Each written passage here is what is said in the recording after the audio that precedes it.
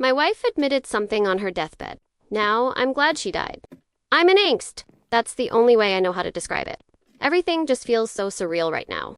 My wife and I have been together for the last 35 years. We married young and had our daughter around 10 years later. I still remember the day she had to be taken to the hospital. I was at work when her water broke, but instead of calling and demanding I get there as soon as possible, she told me that it was best I wait and that she was doing completely fine. I told her she was crazy if she thought I wasn't going to be there for the birth of my child. But she started screaming at me to stay where I was. I just chalked it up to birth hormones. I finished out the day, and as soon as I clocked out, I was flying to the hospital. It was a venture that proved fruitless, as when I arrived, my wife was nowhere to be found. And in the chaos of the busy hospital, my panic grew more and more until my pager started beeping.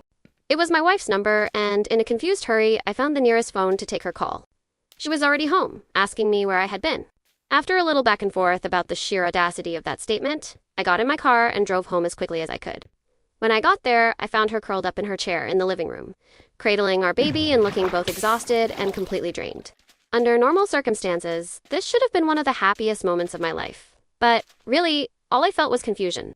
Why? Because we were scheduled to have a baby boy for her entire pregnancy. That's what the doctors kept telling us.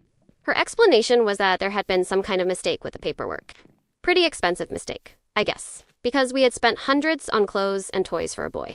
I still allowed myself to feel happy. I mean, I was a new father. I'd waited 9 months for this moment. I wasn't going to let some paperwork issue rain on my parade.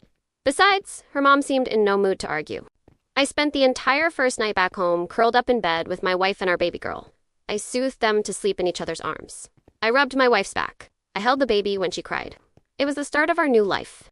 From that moment on, I worked my ass off to give them a decent life. Kept food on the table, kept the lights on in the house.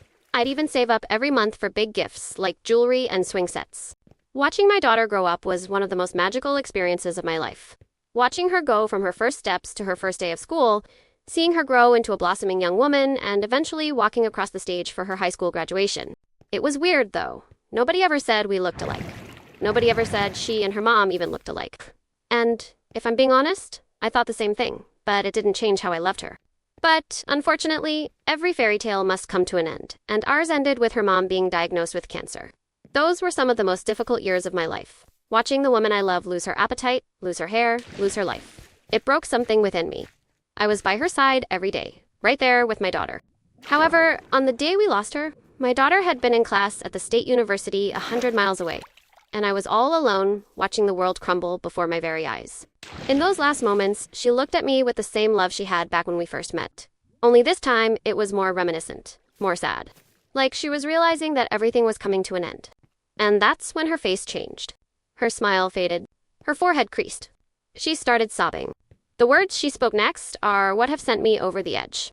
I've been questioning our relationship, our life, and everything in between ever since. I want to say I was lost, but truthfully, it made everything make sense. Because, according to my wife, our son died at birth after some complications. I guess something snapped in her mind when she was told that her baby didn't make it. Instead of accepting, she rejected. My daughter was stolen, and I still haven't found the heart to tell her.